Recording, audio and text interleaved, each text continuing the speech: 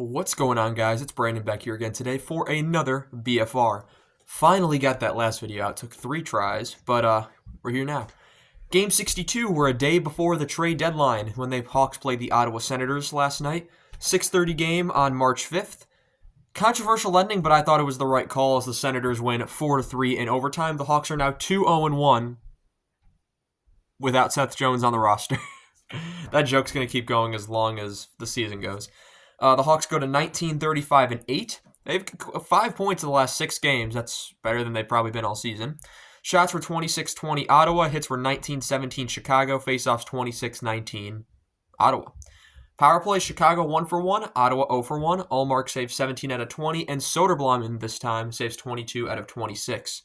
In terms of other news, this could have been Ryan Donato's last game in a Blackhawks uniform.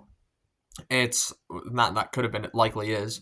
Mrazek, because he could possibly be traded for nothing, as the Hawks have come out and said. It's a possibility, not that they have Knight and Soderblom, who they said they're going to roll with the rest of the way. So that, unless they get an offer they can't refuse for Soderblom, the Hawks really have their 2 goalies going forward.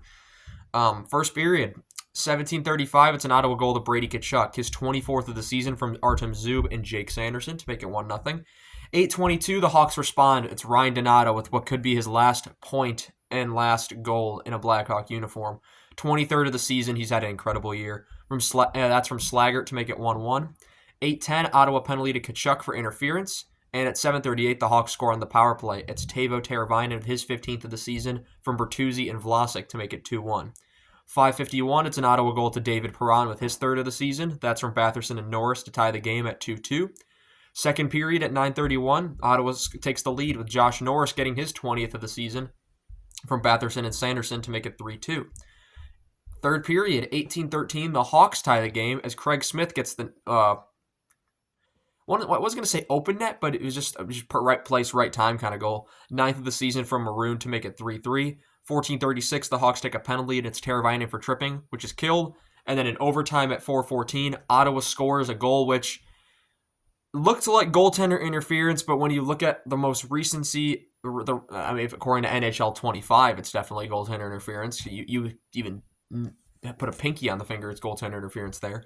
But aside from that, Stützle had the puck. Kaiser is kind of directing him into Soderblom, and the puck just goes by because you're pushing the goaltender into the net, and the puck followed.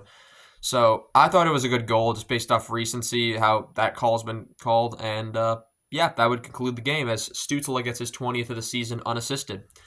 Other than that, that's going to be all I have for you guys in this one. Trade deadline tomorrow. Hawks also play tomorrow. Look for a... Actually, there might not be a video up tomorrow. Well, I don't know. I've been pretty good about it recently. But other news, trade deadline tomorrow, Hawks game tomorrow. Expect a trade deadline recap video. The board's already put together from every move that's happened since the start of the season. We've had a bunch of trades today already. Dumoulin to the Devils, Sturm to the Panthers, and Riley Smith back to Vegas. Should have got that Riley Smith jersey after all. But anyway, guys, that's going to be all I have for you guys in this one. Look forward to the trade deadline. It's my favorite time of the season, and I shall see you all in the next one. Have a good one.